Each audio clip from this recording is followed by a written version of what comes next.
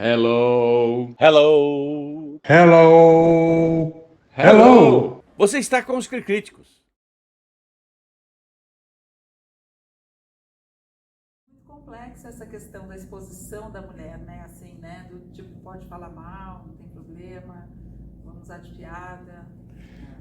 Eu acho que É antes de... Não quero deixar tão sério aqui o rolê, mas eu acho que antes de qualquer coisa, a discussão do TAP, da reação do TAP e tal, acabou tirando um pouco o foco do que foi grave mesmo, que é você colocar uma mulher naquela posição. E, de novo, uma mulher negra, enfim, a gente sabe que as mulheres negras passam por tantas dificuldades e tal. É óbvio que qualquer ato de violência não é o ideal, mas eu também acho que as pessoas não têm sangue de barata, assim, sabe? Agora, acho meio estranho a gente também ficar achando, quem é vilão, quem não é. Parece que o Chris Rock não sabia que a Jada tinha uma questão de saúde, mas mesmo que ela não tivesse, é legal. Acho que é uma coisa que tem que ser discutida, assim.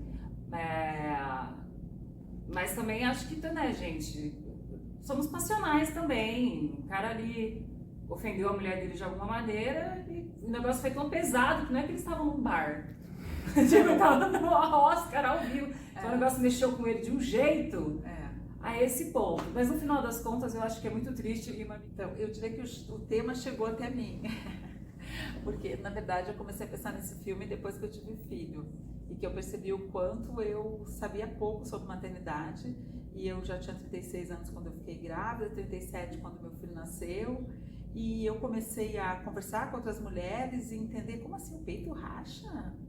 Como assim? Sabe, tem que botar no sol, mas o que faz, sabe?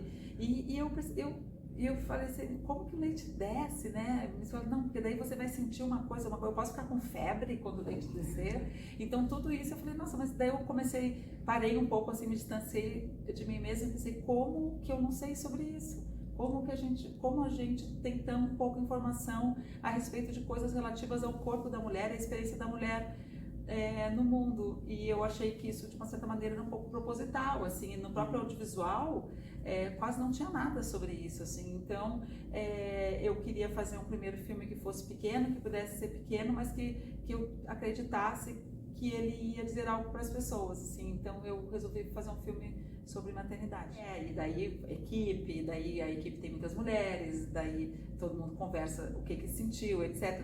Na verdade, cinema, o audiovisual, ele é coletivo, isso é uma das coisas mais lindas que tem, porque a gente vai fazendo um filme em equipe, assim, né? Daí a Mônica entrou no filme, toda a sensibilidade dela, e o Glauco fotógrafo, e o time da arte, e a Diane Galantini que fez o elenco, enfim, a Eliane Ferreira produtora, Elaine Teixeira roteirista. É uma questão coletiva, assim, mas eu diria assim que o primeiro impulso, assim, do tipo, gente, tem uma coisa, vamos fazer um filme sobre isso, assim, foi dessa própria experiência mesmo. Daí depois foi virando meio que uma experiência coletiva. Sim.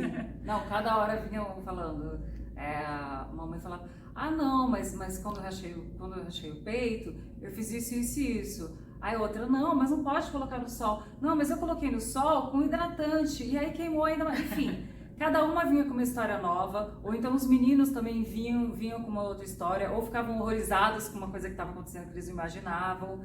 Então, acho que esses depoimentos de todo mundo foi... Cara, quem foi que trouxe a coisa da canjica?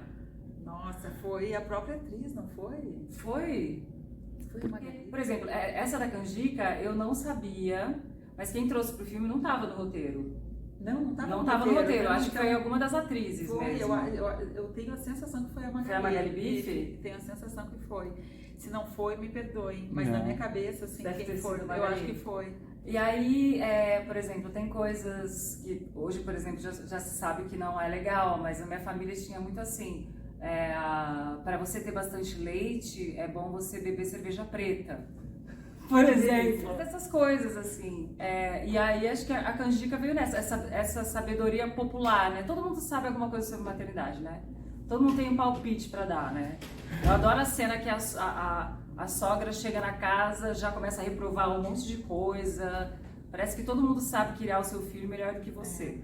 totalmente, foi isso, inclusive na escolha dos personagens, né, um filme com personagens femininos fortes, né, além da Manuela, tem a TT, que é a irmã, todas as personagens femininas são muito fortes no filme, assim, é um filme onde as mulheres movem a história, né, e eu acho que isso é o que a gente vê no nosso dia a dia, assim, das nossas experiências com as nossas amigas, com a família, etc.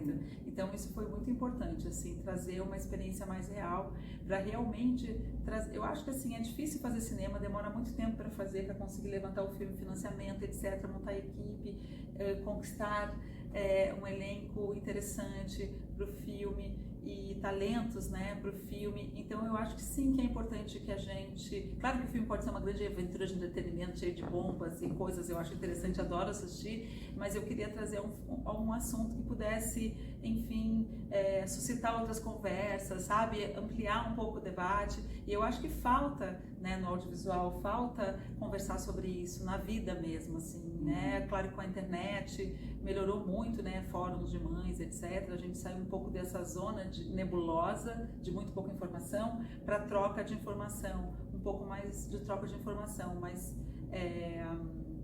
eu queria, assim, a gente buscou, né, no filme, todos nós da equipe, trazer o máximo de honestidade, né, que a gente pudesse alcançar com o filme. Assim, é difícil a gente falar dessa maneira, assim, eu no momento, por exemplo, eu estou dirigindo, eu estou trabalhando bastante para os streamings fazendo séries de televisão.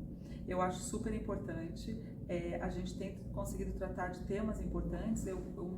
Uma das séries que eu participei chama Manhã de Setembro, pela Amazon Prime, eu fui uma das diretoras junto com o Luiz Pinheiro, que além de diretor é produtor, foi feito pela O2, e foi importante, foi assim, realmente uma delícia, assim, no sentido que eu pensava assim, eu poderia estar fazendo essa história num longa. Me interessa falar sobre isso, não é só porque eu estou sendo contratada, né, de um projeto que já tinha roteiro quando eu entrei. Quando eu entrei, eu me apaixonei pela história e falar sobre a trajetória da relação de maternidade de uma mulher trans, né, que foi interpretada pela Lineker, pela cantora, foi realmente muito maravilhoso. Então agora eu estou fazendo um outro projeto, depois fiz De Volta aos 15 com a Maísa e com a Camila Queiroz, que está indo super bem, estava até pouco tempo em 4º lugar no mundo em séries de língua não inglesa, quer dizer, nós podemos produzir aqui no Brasil um produto que tem esse alcance, é muito importante. É muito importante porque um pouco de nós, da nossa cultura, vai junto com esses produtos, sabe?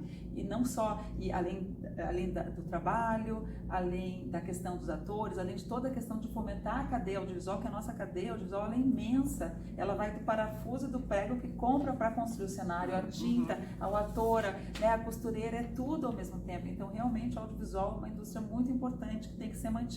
E nos últimos anos ela se esfacelou completamente, esfacelou totalmente, né? A gente não está conseguindo produzir filmes, não. Os filmes, a gente vai viver um grande vácuo de produções brasileiras, né? E isso não é bom, né? Os streamings estão aí, são importantes, são parceiros, mas eles não resolvem todas as questões, porque tem filmes que não atendem ao mercado internacional.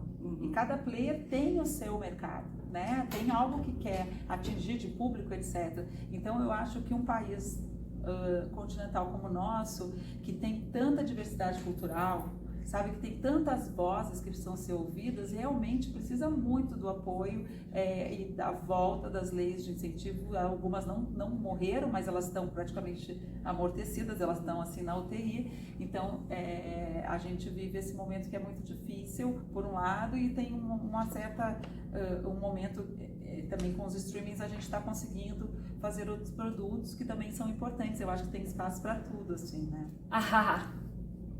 Fale mais sobre isso toda segunda-feira, 21h45 no Canal Brasil. Não percam. Eu acho que tem tudo isso que a Daina falou. Primeiro que os streamings começaram a investir mais em produções brasileiras, coincidentemente ou não, acredito que coincidentemente, no começo da pandemia. Foi essencial porque o nosso mercado ele paralisou assim de um jeito terrível. Eu acho que a cultura realmente foi o grupo que começou a sentir primeiro, né, o que estava acontecendo, porque a gente depende da presença do público. Então os streamings eles foram de extrema importância primeiro na coisa mais básica, manter as pessoas empregadas. Não deu para abarcar todo mundo, mas ajudou uma boa parte do pessoal que trabalha com audiovisual. Segundo, isso que a Dayna falou, dos streamings trazerem essa possibilidade de produções brasileiras poderem ser assistidas pelo mundo todo. Eu acho isso também incrível. Aí às vezes tem gente que fala, mas os streamings são todas empresas internacionais, vai acabar com a nossa produção. Eu falo, mas peraí, gente, durante anos a fio, o único lugar que produzia ficção e dramaturgia era só a Rede Globo. Era só a Rede Globo. Durante muitos anos foi isso. A gente tinha o nosso cinema há muito tempo, aí ele foi assassinado, morto, sepultado, ficou não sei quantos anos assim, e de repente, há uns 20 anos, quando a gente começa a retomar isso, é golpeado novamente. Né? A gente está nesse momento, como a Dayna falou, que a gente vai ter esse ato gigantesco. Enquanto a gente não consegue transformar as coisas e voltar a ter a produção que a gente tem, que bom que nós temos os streamings.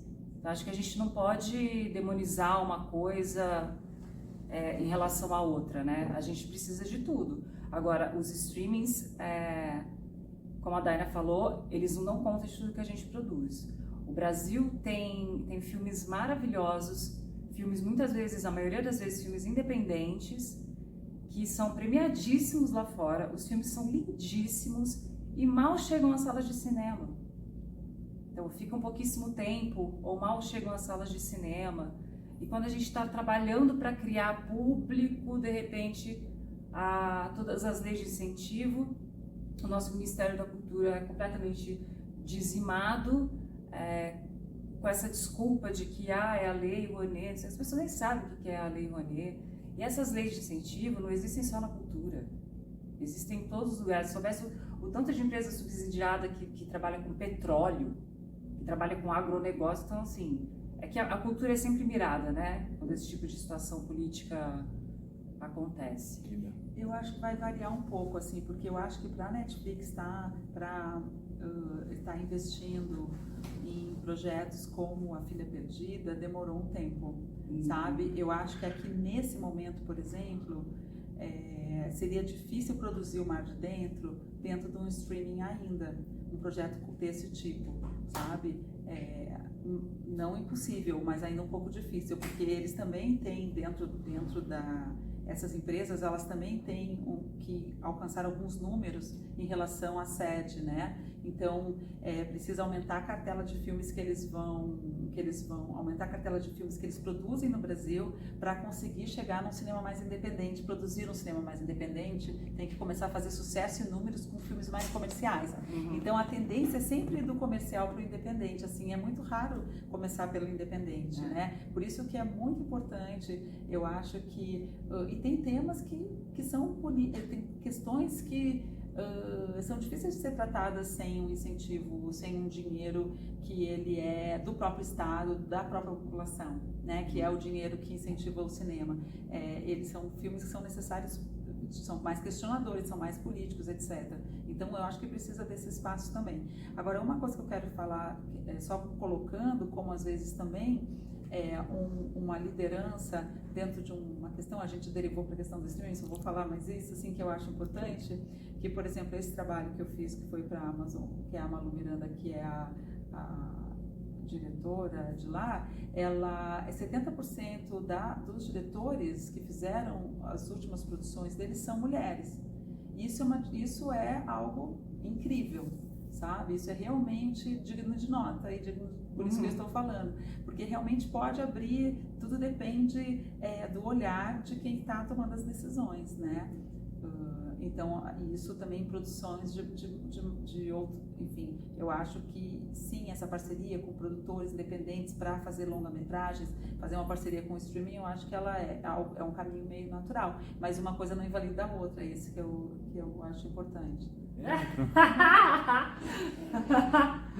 Não, a resposta é não, de jeito nenhum. Não, imagina, Quase nada. a gente dá conta de tudo, quase nada. Não, completamente, a gente terminou a filmagem em dezembro de 2018, e daí a montagem e finalização em 2019, então nós estávamos prontas para lançar no início de 2020, assim. E aconteceu tudo que aconteceu e a gente ficou, o que a gente faz? Nossa, quantas vezes eu e a Eliane Ferreira, a produtora, a gente ficava assim, não, lançamos, não lançamos, lançamos, não lançamos, lançamos. E realmente foi... Mesmo os festivais. Mesmo os festivais, vai para o festival, não vai para o festival deixou de ser presencial para ser na televisão, e daí você tem contrato com uma televisão, o filme já tem um contrato, como que faz? Pode liberar, não pode liberar? Enfim, e eu acho também uma outra questão que a pandemia mudou, e nesse sentido mudou de uma maneira muito positiva, e eu acho que o nosso filme, de uma certa maneira, se beneficiou disso, foi que muitos temas que não eram tratados passaram a ser tratados, porque a gente passou a ter uma vida na internet e novos influenciadores surgiram, muitas mulheres negras, muitas mulheres surgiram como influenciadoras, abriu um espaço enorme, né? Eu me lembro quantas vezes eu tinha que lavar louça, tinha que fazer faxina, etc, e eu botava o fone ou deixava assim e ficava ouvindo alguém falar, eu falava, nossa, eu nunca vi a fulana falar, eu vou deixar aqui e vou ficar lavando louça e escutando. Então eu conheci muita gente através disso. Então eu não sei, eu acho que o nosso filme de uma certa maneira se beneficia desse momento, assim. Eu acho que o primeiro elemento complicador foi isso que a Dana falou. Aliás, quando a gente assistiu o filme na Mostra de São Paulo, eu falei, graças a Deus, porque fazia tanto tempo que a gente tinha feito o filme e eu já tinha trabalhado tanto depois que eu falava assim, nossa, eu preciso ver para recuperar detalhes até para falar com mais propriedade sobre o filme.